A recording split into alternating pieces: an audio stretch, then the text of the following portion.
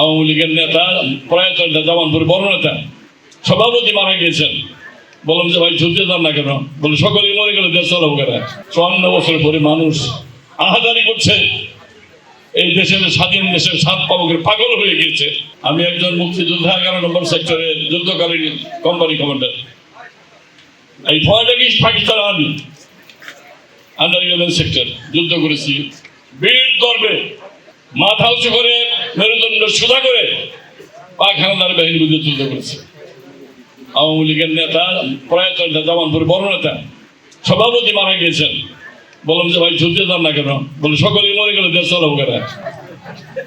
ওনা হলেন দেশ চালানোর পারে, মৃত্যুকে আলিঙ্গন করতে পারে নাই।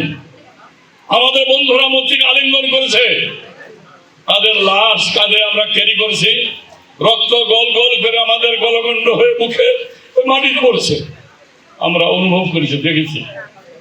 এই স্বাধীনতার এই বীর শহীদদের কথা মনে হলে 54 বছর পরে মানুষ আহাজারি করছে, এই দেশের স্বাধীন দেশের স্বাদ পাবকের পাগল হয়ে গিয়েছে, মনে হয়ে গিয়েছে। আমার ছাত্র, এই দেশের ছাত্র সমাজ যুগে যুগে পরিবর্তনের পটভূমিকে ছাত্র সমাজ সমৃদ্ধ করেছে, আন্দোলন করেছে।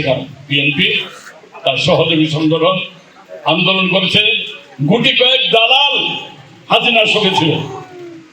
স্বাধীনতা যুদ্ধে যেমন ছিল, দেশের আপামর জন্য সাধারণ 99% স্বাধীনতার পক্ষে ছিল, 1% দালাল পশ্চিমাদের সঙ্গে ছিল মাত্র।